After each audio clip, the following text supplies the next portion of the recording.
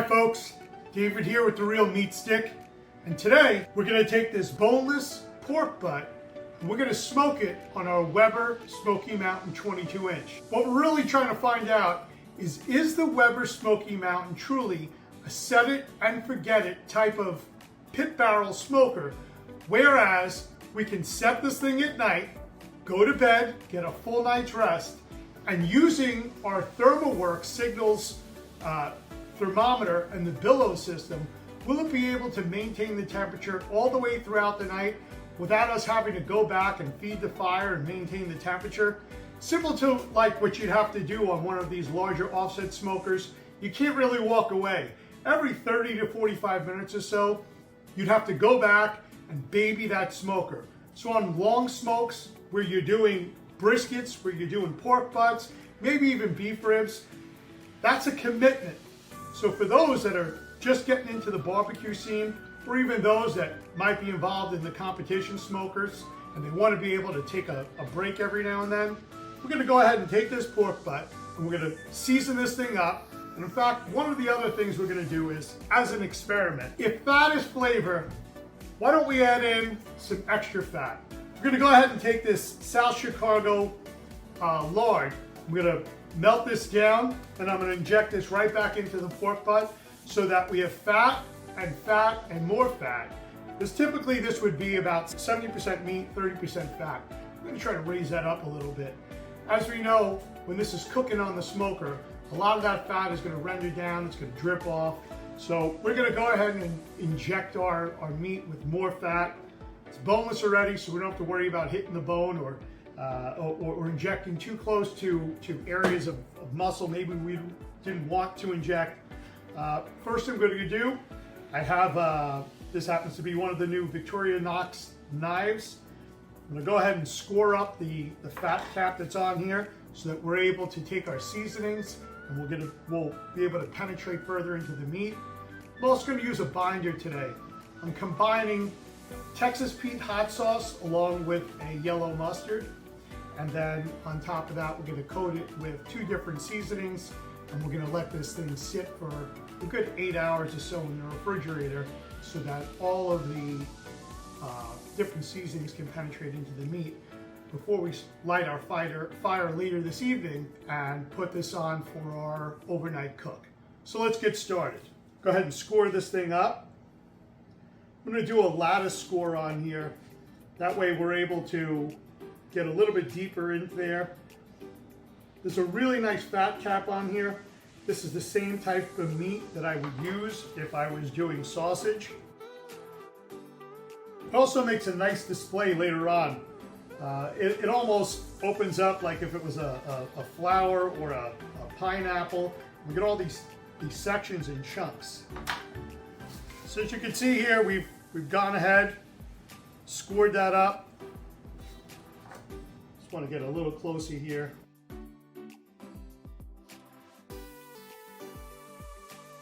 So let's go ahead, get our South Chicago lard, get that into our bowl. I'm going to throw that into the microwave for just a few moments so that it can melt down. I'm going to let that go for about 30 seconds, come back, take a look at it. In the interim, let me show you what we're going to be using today for seasonings. The first one we have is from Meat Church. It's a Holy Voodoo. And the other one that we're going to be using is from Zavala's, and it's their pork rub. What I found is that they tend to complement each other pretty well. The Holy Voodoo has a little bit of spice to it. By that I'm talking about a heat spice. Where I found that with the Zavala's, it has a little bit more of a sugary flavor. Both of them give a really nice bark to the outside. Could be from some of the paprika that's in here, and that redness really helps to come through and give it a nice coating. Let's see where we're at on our fats. Give it just another 30 seconds or so. And then we're going to be injecting today. I have an injector that I've used several times when I've injected different meats. I'm not a big fan of injecting. When I did the barbecue competitions, the KCBS in the past, we would do that quite often, because in those competitions, the judges are really doing 1 bite, maybe 2 bites, and that's about it. So we want to pack them with flavor. In the real world, that type of seasoning that we do in a competition is just way overpowering. It's very difficult to sit down and have an entire meal of food that's been seasoned that heavily with that much sugar and salt, parquet, and many other tricked out ingredients. So for our own home preparation, or even in a restaurant, where what's going to happen with this is it's going to the firehouse tomorrow, and this is for one of our business meetings. So it'll be one of many items, and I need to have something that everybody can enjoy, not a judge that's going to take 1 or 2 bites at a competition. Here's where we're at now. Is I'm going to transition over from our red cutting board over to our cookie sheet that has a rack in it. That way, as I'm injecting in, any of the liquids will drip below rather than all over our cutting board, in which case, since I don't have a reservoir around the outside, they're just going to drip onto my marble top or onto the floor. I'm going to do a quick transition, and since the way that we're going to ultimately do this is that we're going to want the fat cap on top, I'm actually going to start on the bottom and inject there. And that way, as I'm going through and I'm putting on some of my binders, the mustard and the Texas Pete hot sauce, I can then get my coatings on and then flip it over and continue the process. And that way, when I'm putting this onto the smoker later on, it's ready to go directly from the fat cap up. So we're going to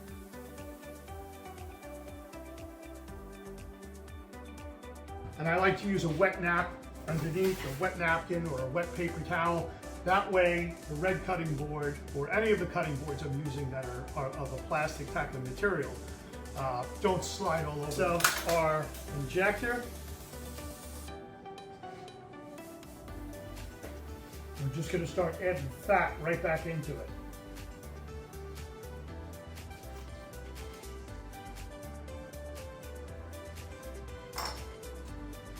So let's go ahead, get a little mustard on here, some Texas Pete hot sauce.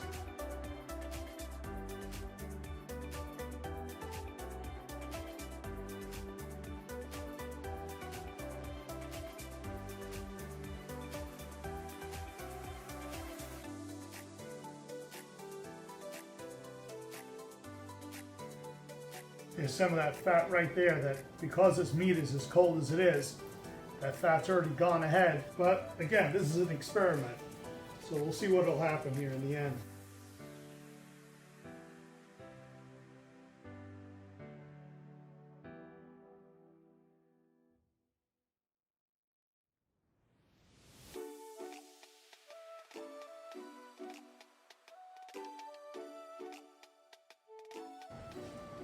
Alright, we're going to give this one more run through. I'm going to switch my gloves out because I'm good and filthy. This back over since I didn't season this side.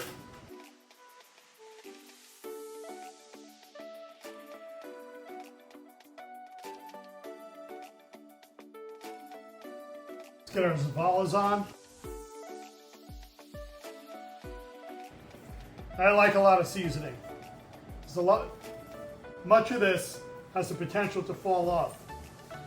The other thing is, it's going to be on for quite a while, and we're going to let this thing sit for the next 6 to 8 hours in the fridge. So as it's sitting here in the wire rack, some of the stuff is going to fall off anyway. And I want the salts and some of the sugars to penetrate into the meat. That's why I'm going to season the inside as well.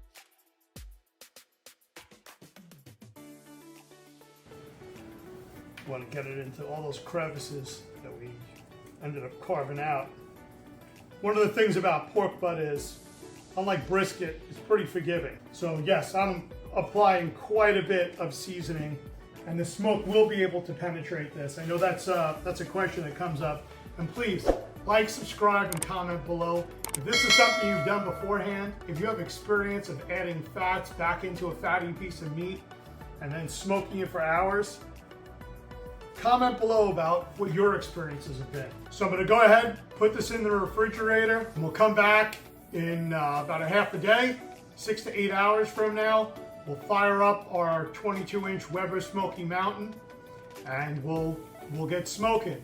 So see you when we get back. So, welcome back, folks. I've gone ahead and I've taken our 22-inch Weber Smokey Mountain, and I've taken out our center column and our cover and set it to the side. I also went and cleaned out the inside. And inside of our fire ring, what I've done is I've loaded it up with oak and with cherry wood. And what we're going to do is we're going to take our charcoal briquettes, and today we're using the B&B Competition Oak charcoal briquettes. These were on sale at Walmart just a little while ago. I believe they're about $8 a bag, so I went ahead and picked up as many as I could, and they shipped them right to my home. So what I've done is I put the wood chunks at the bottom, and what we're going to do is take the briquettes and we're going to cover all of the wood chunks with the briquettes.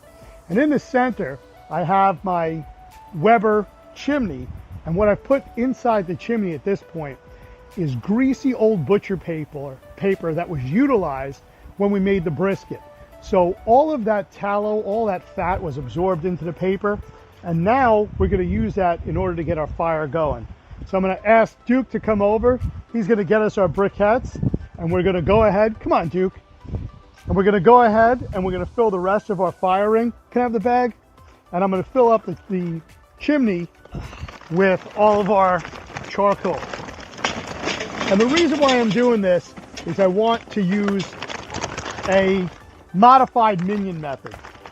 So we're going to light the fire right there in the middle in the chimney. And then once our briquettes are good and lit, I'm going to dump them out right into the middle where we now have a hole, the space that is being occupied by the chimney. And that's going to give us a full burn for hours. In fact, I believe that we're probably going to get a good 10-hour burn out of this. The only downside to what I'm doing is that unlike a typical minion method where we'll go edge to edge with our briquettes, or possibly even layer one on top of the other, in this case they're just kind of stacked everywhere. However, since we're not lighting everything at the same time, it's still going to work from the inside out, and we're going to get a consistent burn. I also went ahead and I've hooked up our Billows system, and this is from ThermoWorks. We're using the ThermoWorks Signals system along with Billows, and I'm going to do my best, and of course the computer system is really what's going to do it for us, in order to maintain a temperature of about 235 to 240. The reason why I'm going with that is I've noticed a lot of the times that the Weber Smokey Mountain likes to stay at about 250. However, I've gone ahead and closed down the dampers, and the only way that the air is getting in, the only way that the fire is going to be stoked is through the fan system of Billows. So I'm going to set it at about 235. That way we don't have too many temperature spikes. If it drops a little bit down to say 225 or as high as 245, we're still within a good fair range. I'm going to let this thing just rip. And like I said, we're going to try a set it and forget it method. Unlike those larger or even some of the backyard offset smokers where every 30 to 45 minutes you have to be there to feed it with a piece of wood. What I found is that with the Weber Smokey Mountain, once we're set up, it tends to be able to carry itself forward for hours. And in this case, we're going to try that set it and forget it method. So with that said, let me go ahead, finish filling up our chimney, making sure that everything is set up properly, and then let's get this fire going. So I'll see you back here.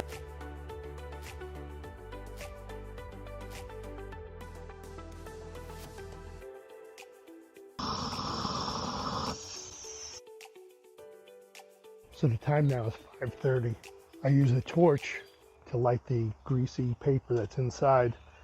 That way we've just got the chimney going.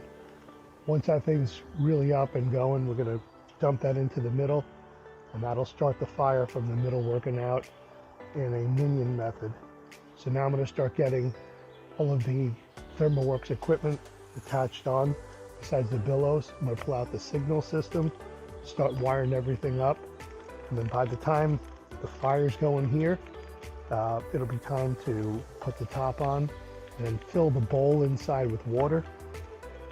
Previously, I've had some issue with the big water bowl where it's actually come off the hangers that it's supposed to hold itself on, and it's come crashing down onto the hot embers down below onto the fire, and that water's extinguished the fire previously. So what I do now is I take the entire water bowl and I leave it right on top of the lower rack.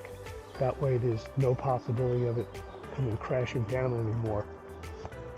So I'm going to get this set up.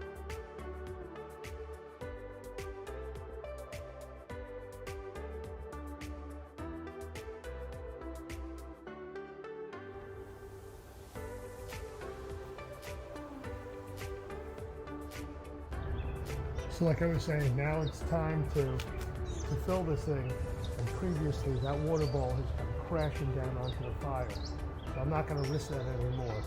We're starting to get to that point with this Weber Smokey Mountain where it's getting to that end of its lifeline. Not to mention that as far as my learning curve has gone, I'm starting to kind of move past that and getting ready for hopefully one of those larger offset smokers where I keep hearing some great stories. So I'm going to keep filling this up, and I'll get back to you just as soon as we're ready to put the meat up.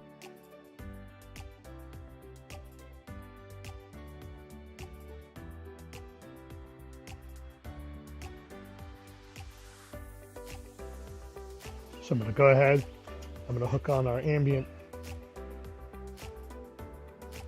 going to cover on. We'll let this get up to temp. So we're going to set our temperature today at 235, and we're going to set our 139 right now, and we have it set to get up to the bottom one. You can see it says set temp 235, so that's where we need to get it to, and that's what we're going to wait on now. Try to get a side-by-side comparison. So it's 200 on there. We're at 206 on our probe that's inside on the grate. So we'll come back just as soon as we're ready. So there we go. We're sitting at 234, 233. It's close enough. We got cool blue smoke. And ultimately, once I bring that meat out here, it's ice cold anyway. So once we put it onto the grates, that temperature, that grate temperature is going to drop. The temperature inside is probably still going to show us that we're somewhere between 230 to 235, somewhere in that range.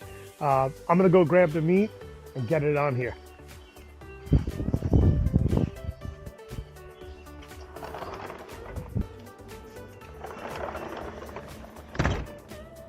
So here it is.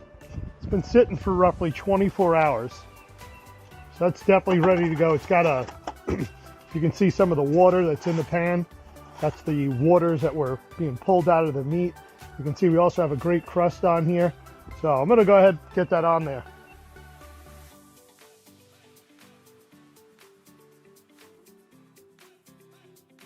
Let's see, where's the thickest part of this?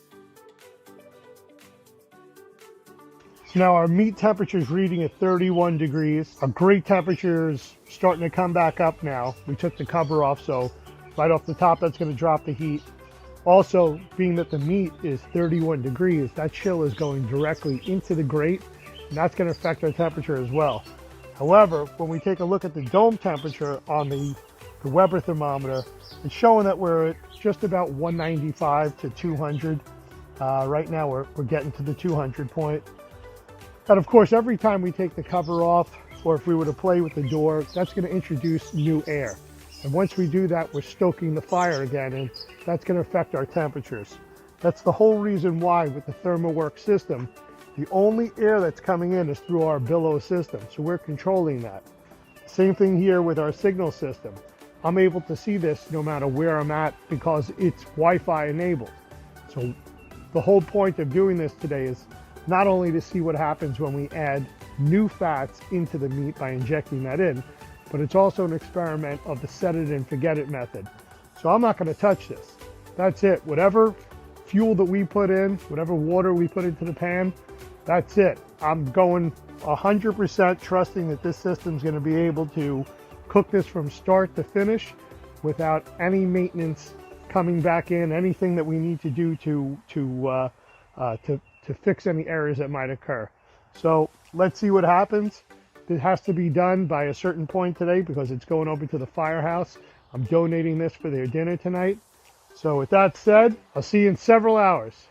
Take care for now.